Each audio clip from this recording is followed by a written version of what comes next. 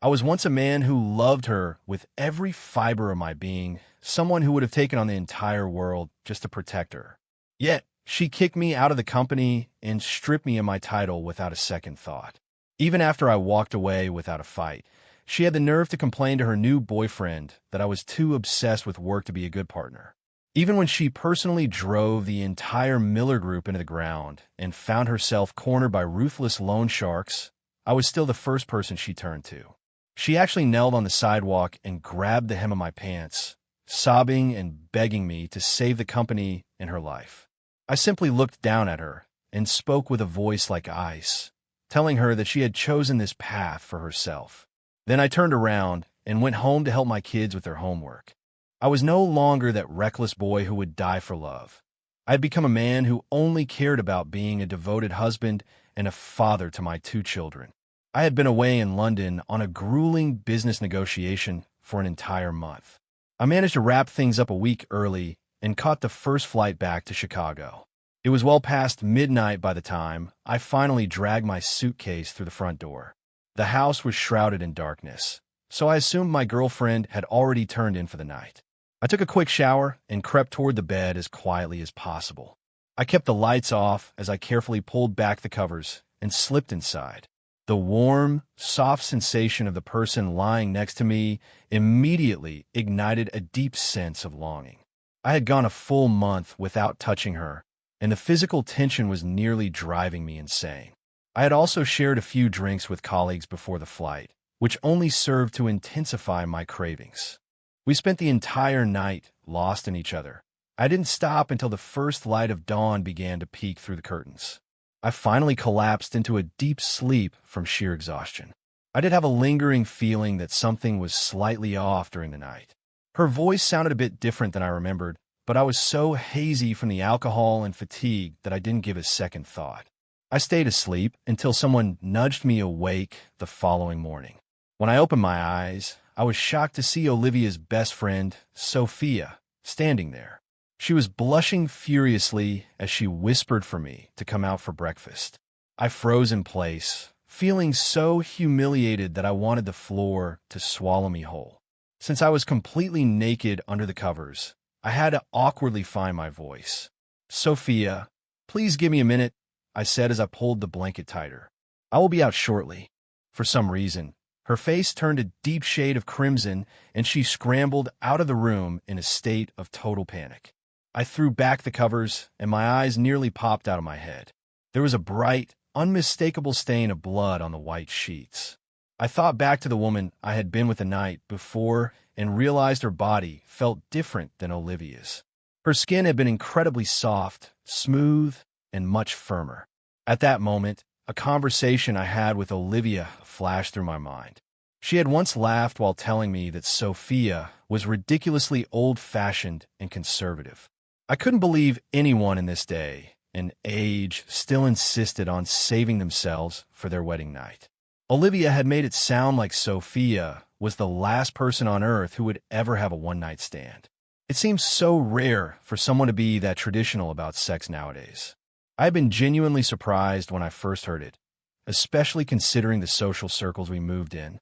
Most of the wealthy socialites we knew had very colorful dating histories, so that was nothing new. A woman like Sophia, who actually valued her virginity, was definitely in the minority.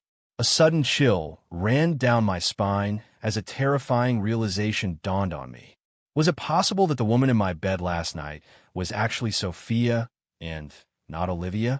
When I thought about the timing, I realized it didn't align with Olivia's monthly cycle at all. The more I analyzed the situation, the more unsettled I became. I finished getting ready in a hurry and walked into the living room, trying to sound casual when I asked Sophia where Olivia was. I saw a flash of pure panic in Sophia's eyes as she visibly stiffened and refused to meet my gaze. She remained silent for a long moment before she finally began to stutter. Olivia left for the office early this morning because she said there was an urgent meeting she had to attend, she explained. She tried to sound nonchalant as she added another comment, but her voice was barely a whisper. "I slept in the guest room last night," she said. My suspicions only grew stronger, but since she was so adamant about it, I didn't feel like I could push her for the truth.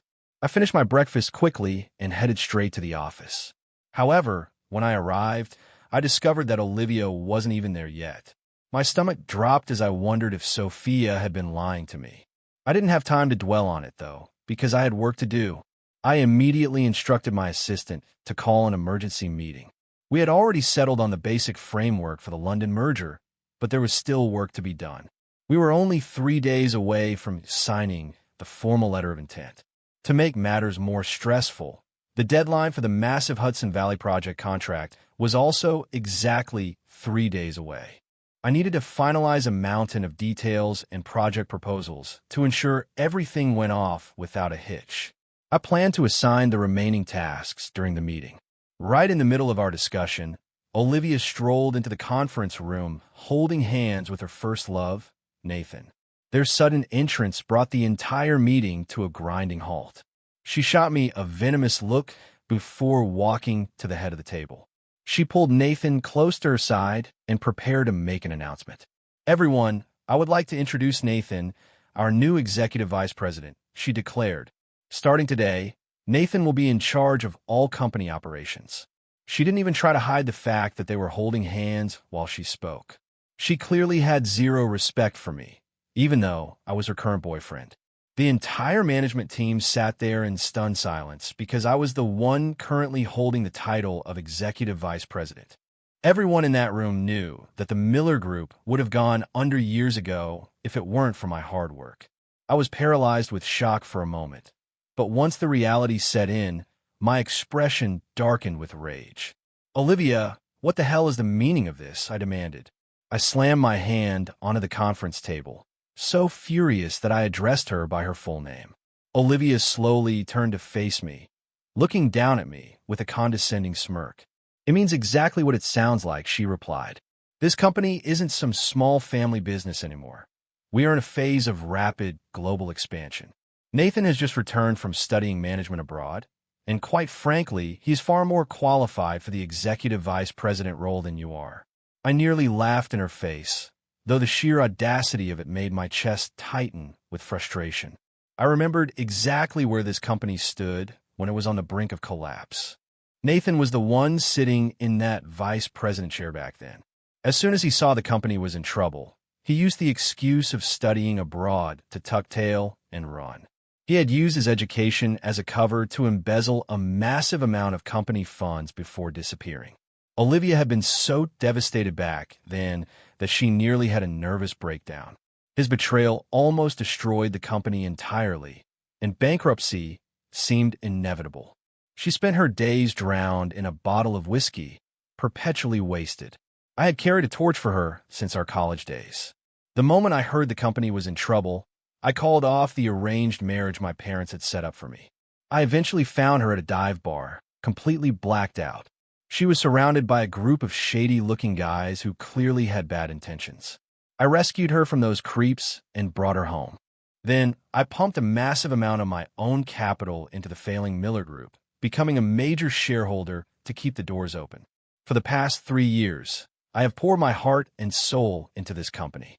I have wined and dined clients until I literally had stomach ulcers, and I have been hospitalized more than once from overworking myself. My efforts finally paid off when I managed to take the company public. The Miller Group is now a powerhouse, a far cry from the empty shell of a business it was when I first stepped in. Throughout those 3 years, I treated Olivia like a queen. I did everything in my power to protect her and make sure she never had to worry about a single thing. I never in a million years imagined that a piece of trash like Nathan would show his face again, let alone convince Olivia to trust him after everything he did. They must have rekindled their flame while I was away on business this past month. I gave her years of my life and total devotion, only to be met with this cold-blooded betrayal. When Nathan saw the cynical smirk on my face, he shoved me aside. He wrapped his arm around Olivia's waist and pulled her close, a smug, triumphant grin plastered across his face. "I really appreciate you looking after Olivia for me while I was away," he said with a condescending sneer. "And thanks for keeping the company in such great shape, too. But since you are no longer the executive vice president, why are you still loitering around here?" Do I need to repeat myself in simpler terms? Looking at his arrogant, punchable face made my blood boil. I didn't even think before I launched a kick that sent him sprawling across the floor.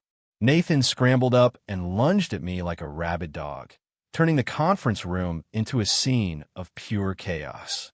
It took several security guards and staff members to finally pull us apart. Olivia immediately stepped in front of Nathan to shield him, her eyes burning with hatred as she looked at me. When she turned back to Nathan, her expression shifted to one of intense concern and pity. "Nathan, are you all right?" she cooed before spinning around to point a finger at me. "Lucas, you have completely lost your mind," she screamed. I wiped a smear of blood from my lip and took a threatening step toward her. "I am the one who is too much," I asked. "Olivia, why don't you look me in the eye and tell me how I have treated you over the past 3 years? When this company was circling the drain, who was the one who liquidated his personal assets to bail it out? Who was the one who literally saved this business from the scrap heap?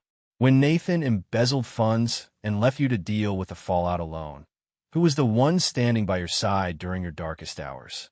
Who helped you pick up the pieces of your broken life?" Olivia looked away for a second, a flicker of guilt crossing her face, but she quickly hardened her gaze. "So what if it was you?" she snapped. "Did I beg for your help? You did all of that of your own free will." Her words felt like a knife to the heart, and I couldn't help but let out a short, bitter laugh. When the Miller Group was at its lowest point, I didn't hesitate for a second to step in and help. I have spent the last 3 years building this empire, often working so late that I forgot what my own home looked like. We finally made it to the big leagues. The London merger is nearly finalized, and the Chicago Heights project is ready for signing. These deals are enough to turn this company into a global titan. And this is how you repay me? Now that I have done all the heavy lifting, you just toss me aside like yesterday's trash? Is this really what I get for my loyalty? I could see the pity in the eyes of the other executives as they watched the scene unfold.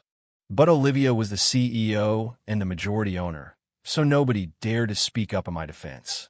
Olivia seemed to gain confidence from my silence and decided to end the discussion right then and there. "The decision is final," she stated. "Nathan will be in charge of signing the London merger agreement and the Chicago Heights contract in 3 days. Lucas, you will serve as Nathan's assistant for the time being. I want your office cleared out by the end of the day." With that final command, she turned on her heel and walked out of the room without even giving me a parting glance. It was perfectly clear that she hadn't come here to negotiate. She had come to hand down a sentence. Nathan swaggered over to me with a look of pure arrogance on his face. "What are you going to do about it?" he sneered. "You spent 3 years slave driving for this company and Olivia, and in the end, all you did was build a throne for me to sit on. Now, be a good boy and start acting like my assistant. If you play your cards right, I might let you keep your job. But if you give me any more trouble, I will make sure you never work in this city again." I watched him walk away with that ridiculous swagger, and I found myself laughing out loud. "Olivia, you clearly didn't learn your lesson the first time," I whispered to the empty room. "If you are so determined to ruin your life again, I'm not going to be the one to save you this time. I built the Miller Group from nothing, and I am more than capable of tearing it all back down." By the time I made it back to my office, Nathan was already there with a crew of people, tossing my belongings into boxes. I stood in the doorway and watched them with a cold, detached expression. I watched as my personal items were heartlessly discarded on the floor, despite the fact that I had spent countless nights in this very room working to make the company successful. Memories of my time here flashed through my mind like scenes from a movie. Nathan stood nearby with his arms crossed, unable to hide the smug satisfaction on his face. He was acting like he had already won the war, barking orders at the staff as if he were the sole owner of the entire firm. I watched him with a calm, vacant stare, the anger I had felt earlier having completely dissipated. All that remained was a chilling sense of serenity. "In 3 days, I'm going to show both of you exactly who holds the power over the future of the Miller Group." I was eventually moved to the open plan office area with the entry-level staff. As fate would have it, my new desk was right next to Sophia's. Sophia glared at Nathan's retreating back, her face flushed with indignation. "Lucas, I can't believe they actually gave that fraud your job. she whispered. We both know Nathan is a total incompetent. If he is left in charge, he is going to run this company into the ground in no time. I stared at my computer screen with an expression of total indifference. If the company fails, then it fails, I replied. I saved Olivia once, but I am not going to do it again. Sophia looked at me in shock. Are you serious? She asked. You used to be so protective of her. You couldn't stand it if she even had a bad day. I looked out the window at the bustling Chicago skyline, feeling a strange sense of detachment. That was a long time ago, I said quietly. Everything has changed now.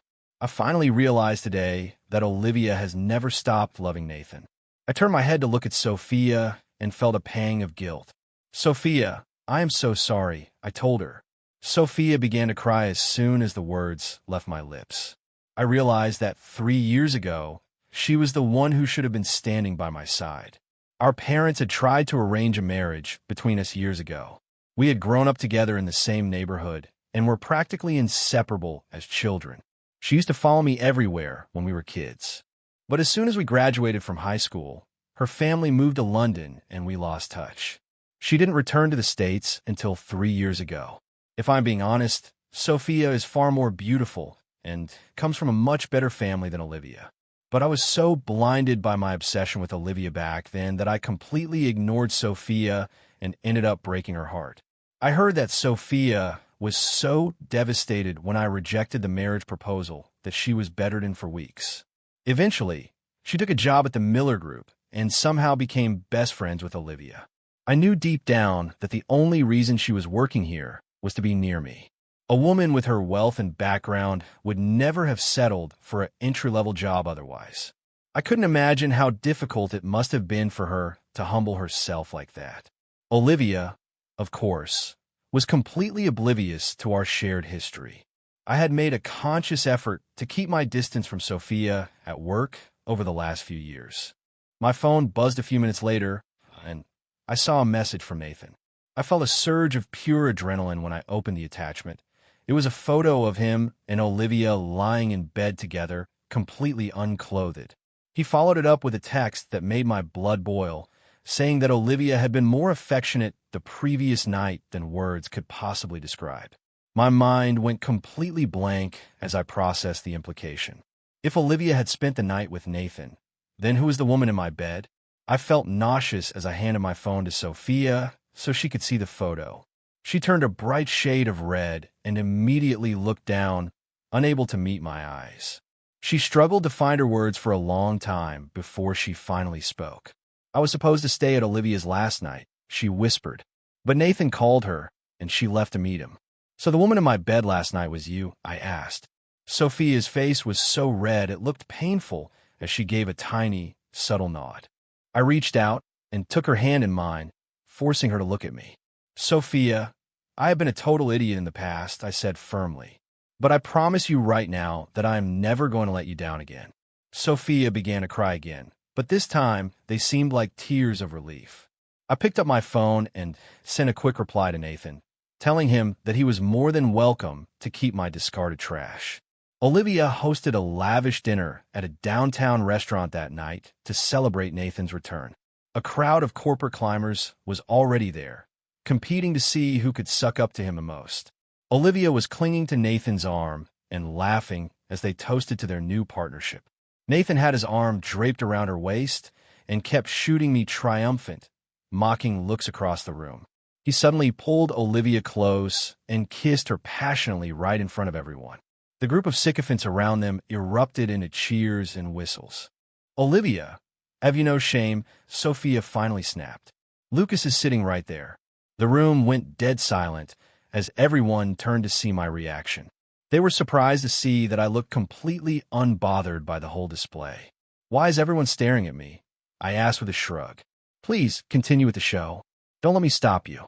I saw a flash of genuine confusion in Olivia's eyes. She clearly hadn't expected me to be so indifferent. In the past, a scene like that would have sent me into a blind rage.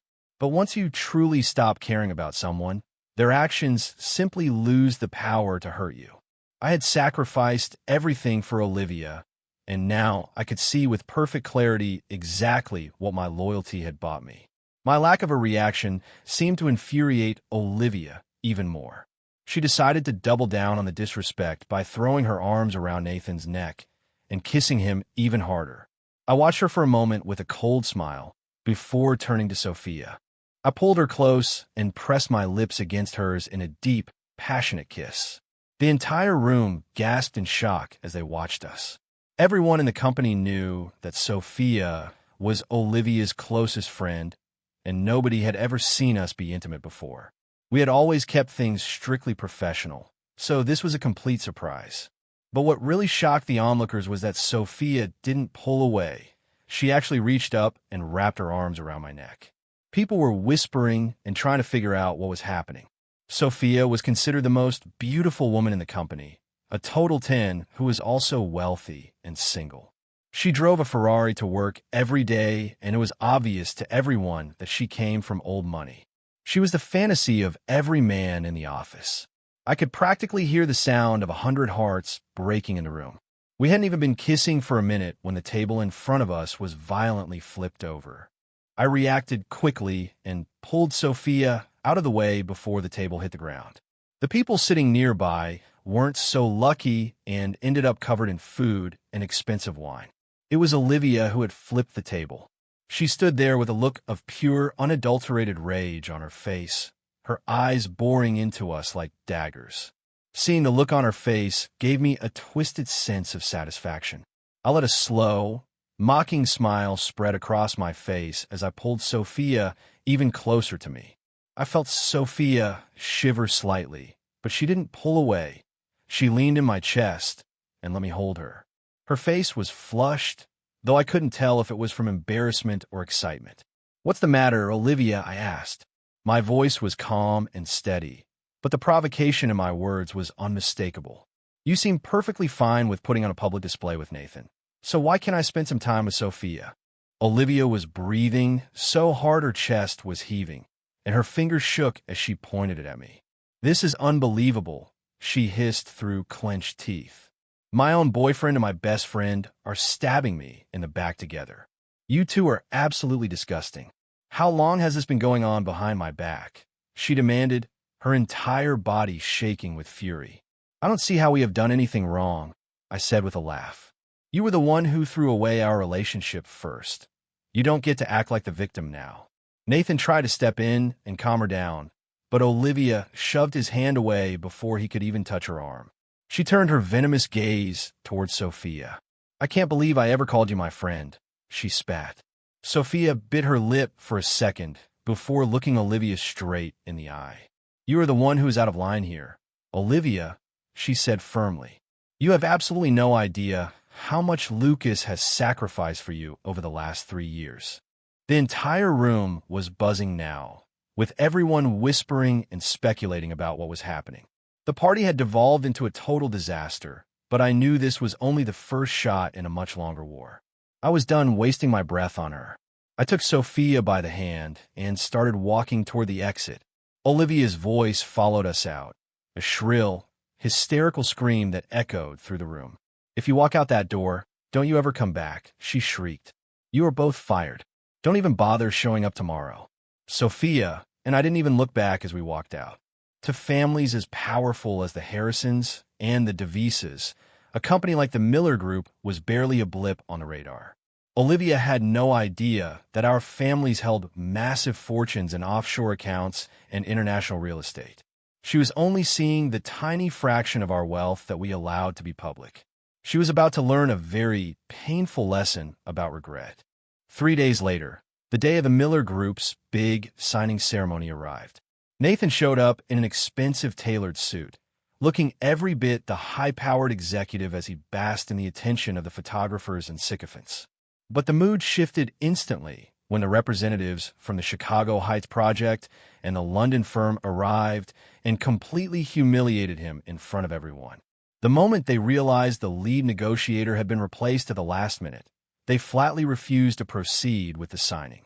Olivia and Nathan tried their best to smooth things over with forced smiles and excuses, but the representatives remained unmoved and refused to listen.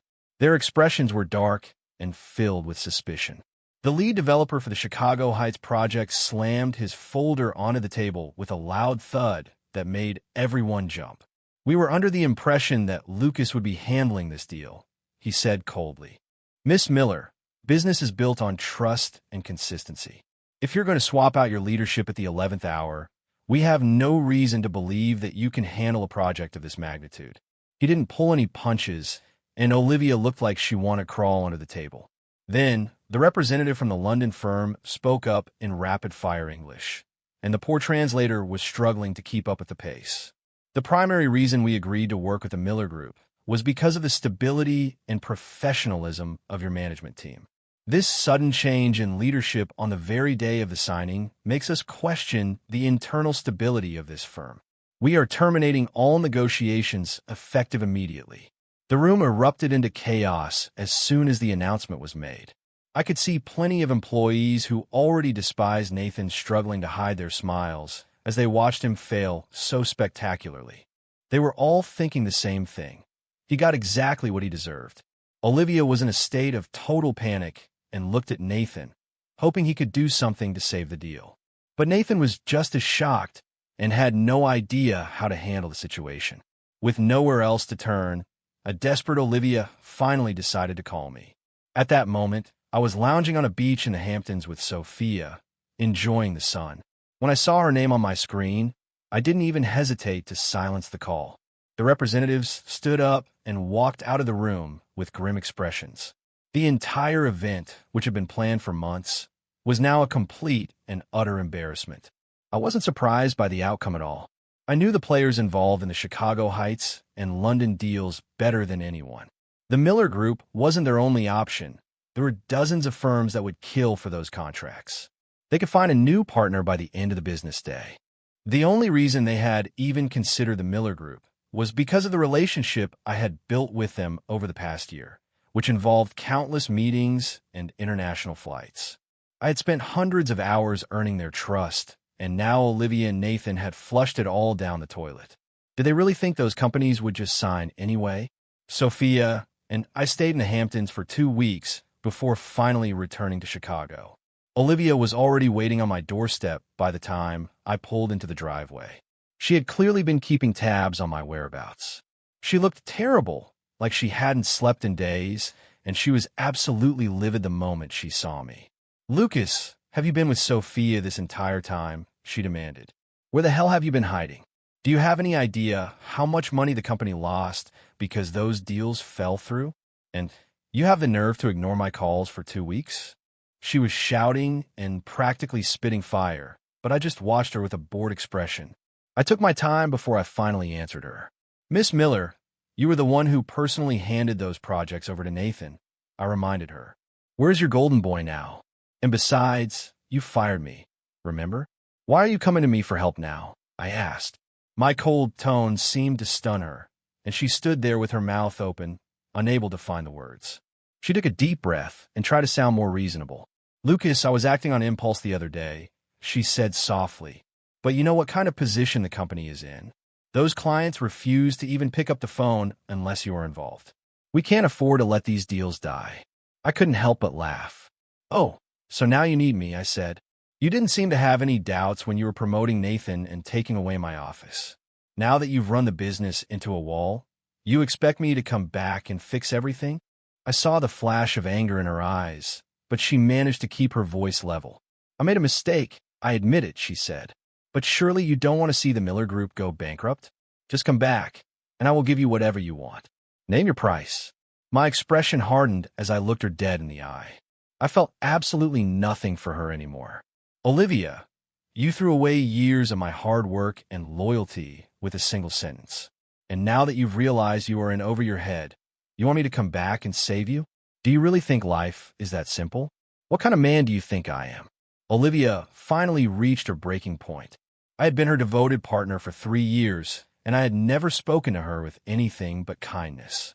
"Lucas, forget about the company for a second," she shouted. "You have been with Sophia this whole time, haven't you? How long has this been going on behind my back? No wonder you both left so easily when I fired you. You are a piece of work, Lucas. I can't believe you were sleeping with my best friend while we were together. All those years of you saying you loved me were just a pack of lies. I didn't say a word. I just stood there and watched her continue her hysterical rant. She was becoming increasingly unhinged as she spoke. Is this all just some petty revenge because I brought Nathan back? She asked. Do you really have to be this dramatic? You were always obsessed with your job. You would be gone for months at a time on business. Did it ever occur to you that I might want some actual companionship? I checked my watch and realized there was no point in arguing with her. I had sacrificed my health and my personal life for her, and she still didn't get it. I'm done explaining myself to you, I said. It's late, Miss Miller, and it is inappropriate for you to be here. Please leave. We don't have anything left to say to each other. Olivia seemed to lose her fire all of a sudden, and her voice took on a pathetic, whiny tone. Lucas, can't you just forget about Sophia? She pleaded. Do you have any idea how humiliating it is for me that you are with my best friend? Please come back to the company. I know how much it means to you. I promise I won't make you work under Nathan anymore. Everything is falling apart without you. We've lost so many contracts already. The company needs you, Lucas. I need you. I wasn't at all surprised that she had managed to wreck the company so quickly. If she had hired someone with actual talent, the Miller Group might have survived. But she chose Nathan, and I knew that as long as he was there, the company was doomed. He was a parasite, and he was going to bleed the company dry. I simply shook my head and pointed toward the front door. Please leave, Miss Miller. My refusal to engage with her seemed to drain the last bit of her confidence. She made one final, desperate plea. Just help me with these 2 deals, she begged. Nobody else knows how to handle the Chicago Heights or London projects. Please, Lucas, I'm begging you. I knew that I could have demanded half the company in exchange for my help, and she probably would have given it to me. I could have taken her for everything she was worth, but I had no interest in being tied to her or that failing business ever again. If I helped her sign those deals now, it would just be dragging those other companies down with her. And besides, I wasn't finished with her yet. I was planning on giving that sinking ship one last shove myself. If you're still upset about Nathan taking your office, I can give you a much larger one once the deals are finalized, she offered. And as for you and Sophia, if you agree to stop seeing her, I am willing to forget the whole thing ever happened. I didn't say anything as I pulled up the photo Nathan had sent me and held the screen in front of her face. You said you wanted companionship, and it looks like Nathan is providing plenty of it, I said. You were the one who told everyone that he was more qualified than me. If you're having trouble with the business, you should be talking to him, not me. You fired me and got back together with your first love. So why do you care who I spend my time with? Do you really think I care about having some fancy office anymore? Now, get out of my house before I call the police and have you removed. You are a heartless bastard, Lucas, she shrieked. She was clearly stunned that the man who had been her loyal shadow for 3 years could be so utterly indifferent to her suffering. The company is bleeding money, and if we don't sign these contracts, we're going to go under. You promised you would always take care of me. How can you just abandon me like this? You built this company with your own 2 hands. How can you just stand by and watch it fail? I didn't even bother answering her. I just took out my phone and started dialing the police. Seeing that I was serious about calling the police, she finally turned and walked away, her face twisted with a look of pure hatred. I watched her walk to her car and felt absolutely nothing. I couldn't for the life of me understand what I had ever seen in her or why I had been so obsessed with her for so long. She had discarded me like trash and betrayed me for her old flame, and now she actually expected me to come back and save her. The sheer arrogance of it was almost impressive. Not only was I not going to help her, I was going to make sure that the fall was as painful as possible. Less than 30 minutes after Olivia left, my phone started ringing incessantly with calls from Nathan. I declined every single one, but he just kept calling back. He finally gave up after about a dozen attempts, but then a text message notification popped up on my screen. I opened it to find a message written in his signature arrogant tone. You've got some nerve, Lucas, the text read. Don't think for a second that just because Olivia came crawling back to you that you're ever coming back to this office. As long as I'm running things here, you are dead to this company. You're just a pathetic loser who couldn't even keep his own girlfriend. I couldn't help but laugh at his delusions of grandeur. He was a complete amateur who was about to lose everything. I picked up my phone and called my contact in London. I had spent the last few days having Nathan's entire past thoroughly investigated. He had fed Olivia a load of crap about studying business management in Europe, but the reality was far more pathetic. He was a total lowlife. He had spent his time in London as a professional con artist, swindling wealthy women out of their fortunes. He was currently being hunted by at least a dozen socialites with very powerful connections. He had only returned to Chicago because he was literally running for his life. After I hung up the phone, I leaned back in my chair and started flicking my Zippo open and shut. I listened to the rhythmic clicking of the metal, a small but cold sound in the quiet room. Each click felt like another nail in Nathan's coffin. Every time the lid snapped shut, I imagined Nathan's world crumbling around him. He had no idea what was coming. I was looking forward to seeing how much longer that arrogant prick could stay on his feet before he fell off the edge of the cliff. It didn't take long for the reports to start coming in. My assistant had already successfully contacted the women Nathan had swindled. He had left a trail of broken hearts and empty bank accounts across London, and my assistant had been kind enough to give those vengeful women his current address in Chicago. I could practically see the rage in their eyes when they realized where he was hiding. I'm sure they were already packing their bags and preparing to make his life a living hell. The following morning, I began the process of dumping my entire stake in the Miller Group. The market was still oblivious to the company's internal turmoil, so the stock price was still trading at an all-time high. I knew that once the Chicago Heights and London deals were officially awarded to other firms and the company's dismal third-quarter earnings were released, the stock would crash. I had to get out now while the price was still high. If I waited until the news broke, I would be the one losing millions. While I was liquidating my shares, Olivia and Nathan were likely huddled in their office, desperately trying to figure out how to salvage the projects they had ruined. Their office door was suddenly flung open by their frantic head of finance. "Miss Miller, we have a crisis," he shouted. "Lucas Harrison is dumping his entire stake in the company, and the stock price is in freefall." William was white as a sheet as he delivered the news. Olivia looked up from her desk and gestured for Nathan to close the door. "Don't be so dramatic," she said with an annoyed sigh. "Lucas only owns 15% of the company. Even if he sells it all, it won't be enough to sink us." William's expression didn't change. "Miss Miller, you haven't been involved in the day-to-day operations for a long time," he said quietly. "Over the last 3 years, Lucas has been quietly buying up shares from our original investors. He's also been buying back every available share on the open market. He doesn't just own 15%. He owns 38% of this company. Lucas is actually our largest individual shareholder," he continued. "And the fact that he's liquidating his entire position means that he's trying to—" William trailed off as he saw the color drain from Olivia's face. He didn't need to finish the sentence. Everyone knew what he was going to say. Olivia looked like she was about to faint. "He's trying to destroy us," she whispered. "He's trying to wipe out the entire value of the company." It had never even occurred to her that I was the majority shareholder. By all rights, I was the one who should have been sitting in the CEO's chair, not her. "How was that even possible?" she stammered. "If he was the majority owner, why did he let me fire him without a fight? Why did he just walk away? Did he plan this from the start?" she wondered. She finally realized the magnitude of her mistake, and the realization hit her like a physical blow. Olivia had always prided herself on being a master manipulator, but she had finally been outplayed.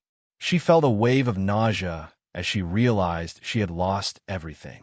Her eyes were bloodshot, and she looked like a cornered animal. "Start buying," she screamed at William. "Buy every single share he puts on the market. We cannot let the price drop." Nathan sat there in a state of shock, unable to even find his voice. William looked like he was about to burst into tears under Olivia's terrifying glare. "Miss Miller, we don't have the cash," William stammered. "We've spent everything on the expansion projects, and our reserves are completely tapped out. We have several major loans due in the next few weeks. With the stock price tanking like this, our creditors are going to start calling in their debts. Our credit rating is going to be decimated. There isn't a bank in this country that will lend us a single dime now." Olivia sat in her chair, staring blankly at the wall. The silence in the room was deafening, and the air felt heavy and suffocating. Nathan tried to speak up, his voice trembling. Olivia, I'm so sorry, he whispered. This is all my fault. If I hadn't come back, Lucas would still be here. It's not your fault, she snapped, her voice like a whip. I was the one who underestimated him. I was the one who let him win. She was trembling so much she could barely hold her phone. She started dialing my number over and over again, her knuckles white as she gripped the device. I watched my phone buzz on the coffee table and didn't even bother to pick it up. I had no interest in hearing her excuses or her apologies. She must have called me 50 times that afternoon, but I declined every single one of them. I was finished with her. Olivia finally snapped and threw her phone against the office wall with all her might. The device shattered into a dozen pieces, the screen splintering into a spiderweb of cracks. The battery and internal components scattered across the carpet, and both Nathan and William flinched at the sound. I hate you, she screamed at the empty room. Her makeup was smeared from her tears, and her face was contorted with rage, making her look like a completely different person. After a few minutes of hysterical screaming, she finally managed to compose herself. She sat in silence for a long time before she finally spoke again. We're not going down without a fight, she said, her voice low and dangerous. William, I need you to do something for me. I want a complete list of every liquid asset we have left. Real estate, holdings, equipment, everything. I want that list on my desk in 60 minutes. Yes, Miss Miller, William said, practically running out of the room. He was more than happy to get away from her. She turned to Nathan, and her voice softened slightly. Nathan, I need you to start calling our minor shareholders. Be humble, be charming, and do whatever you have to do to get them on our side. Tell them we're facing a temporary cash flow issue and that now is the perfect time to increase their stake in the company. We need to stabilize the stock price at any cost. I don't care how you do it, just get it done. Nathan nodded obediently and slinked out of the office like a beaten dog. Olivia collapsed back in her chair and buried her face in her hands. She felt completely drained, both physically and emotionally. I can't believe I was so wrong about him, she whispered. She had never imagined that the company would fall apart so quickly without me there to guide it. Regret was a luxury she couldn't afford right now. She had to focus on finding a way to save her business before it was too late. Her secretary poked her head into the room, looking nervous. Miss Miller, I have several of our major suppliers on the line. They're demanding immediate payment on their outstanding invoices. They're saying that if we don't pay by the end of the day, they're going to stop all shipments. Olivia felt a cold, knot of dread form in her stomach. If the suppliers walked away, the company was as good as dead. She realized she had no choice but to start selling off pieces of the business to raise the cash she needed. She managed to raise enough money to keep the suppliers happy for now, but the damage was already done. The stock price had lost more than 50% of its value in a single day. When the third quarter earnings were finally released, they were even worse than expected. The stock price took another massive hit. It had taken me 3 years to build that company, but it only took Olivia 3 weeks to destroy it. Olivia was working 20 hours a day, desperately trying to keep the company afloat, but it was a losing battle. It was only then that she finally realized the truth. She realized how easy her life had been when I was running the company. She had never had to worry about finances or operations because I handled everything for her. Now that I was gone, she was starting to see that she had no idea how to actually run a business. Every decision she made only seemed to make things worse. With no other options left, she swallowed her pride and called me again. Lucas, where are you? She whispered when I finally answered. I really need to see you. I was about to hang the phone up when Sophia reached out and took it from my hand. I'm busy right now.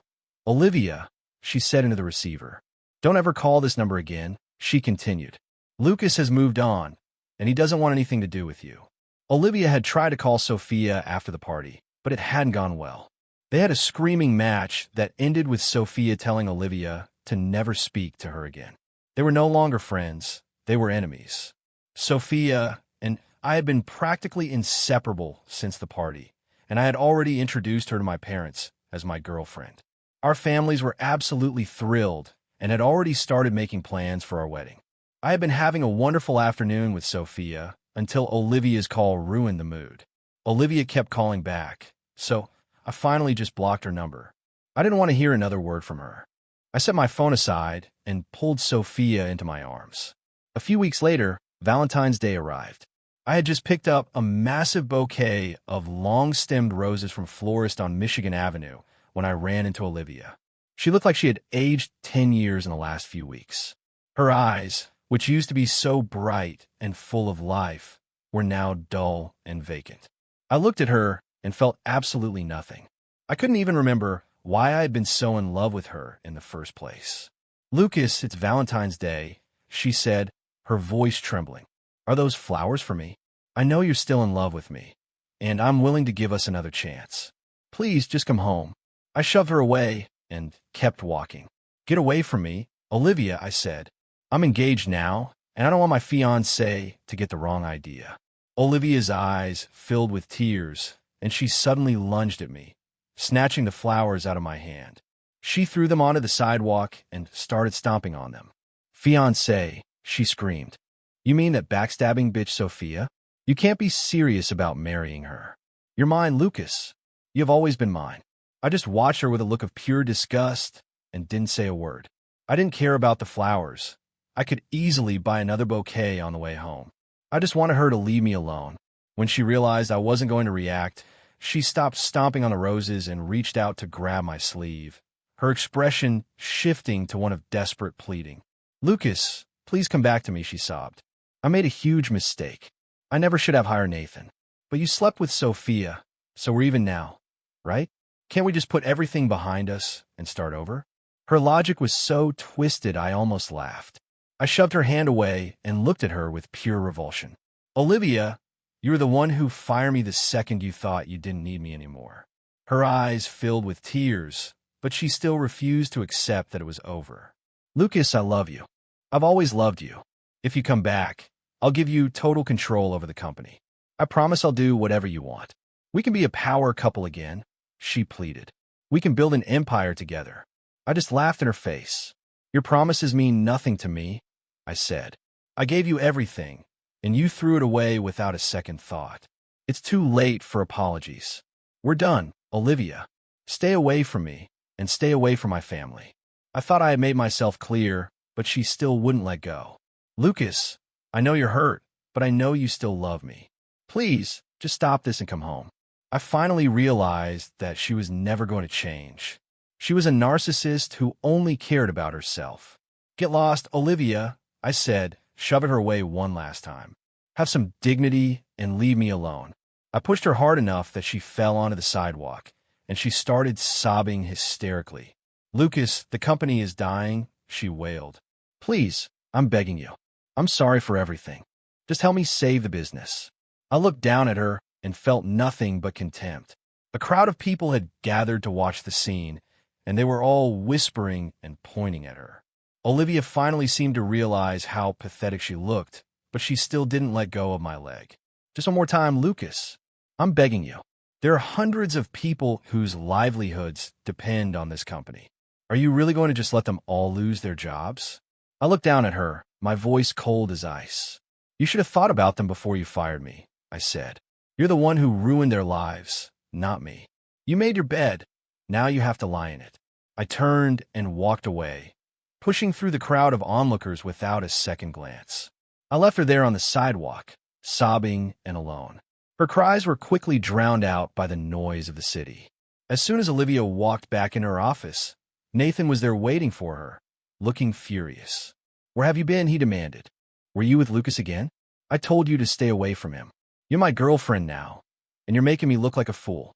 Olivia grabbed a glass paperweight from her desk and hurled it at his head. "I'll see whoever I want," she screamed. "And don't you dare talk to me about shame.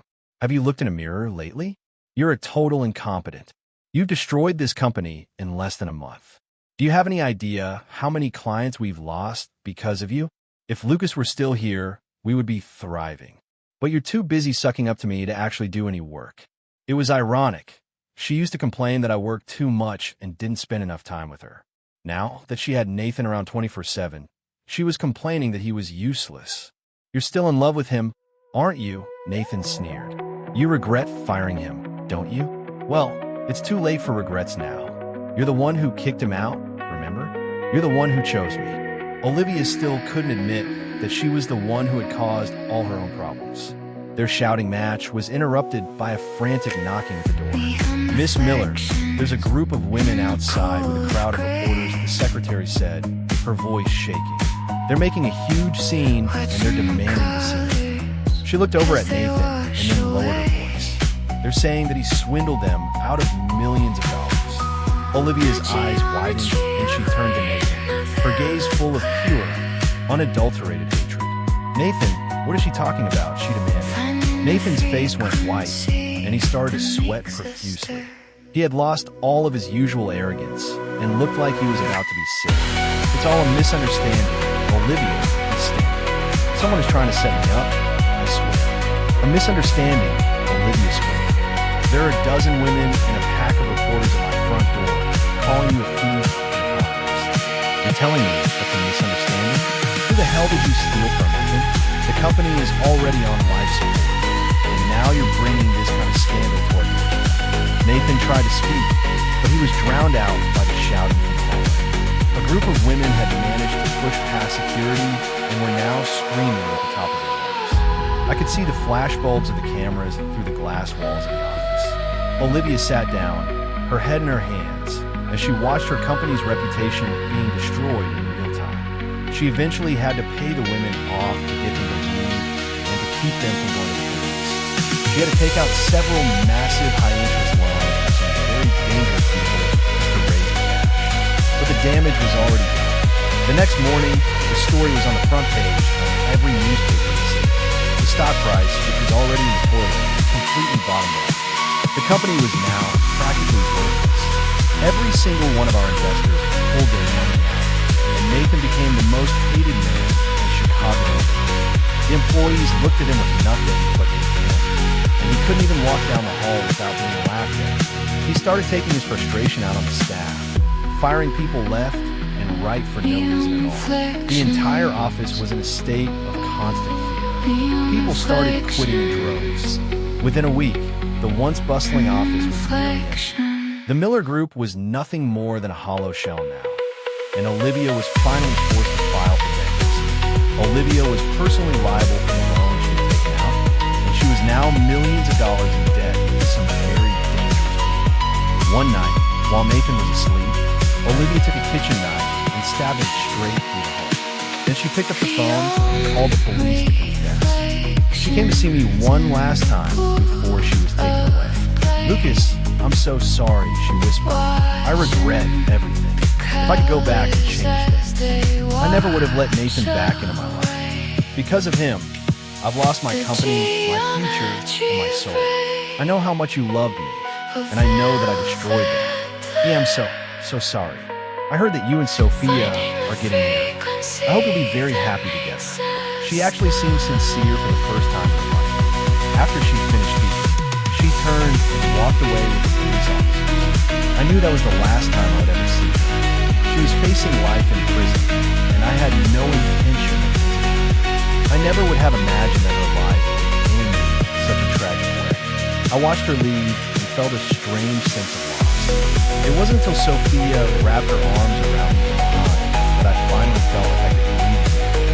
Olivia was eventually convicted of first-degree murder and sentenced to life in prison without the possibility of parole. Sophia and I had a beautiful wedding in Chicago a few months later. A year after that, we welcomed our first child into the world. Our life together has been wonderful, filled with love and laughter.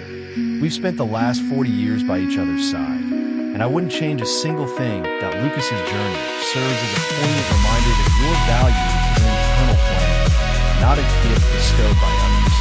Though they may take your seat at the table, they can never steal the hand that built it. It encourages us to see that being discarded is often a hidden liberation, a quiet invitation to stop exhausting ourselves for those committed to their own downfall, and instead save our devotion for a life that truly mirrors it. Ultimately, the greatest victory isn't found in witnessing the crash of those who betray us, but in reaching a place of such profound found peace that we no longer need to look back at the ruins to know we are whole.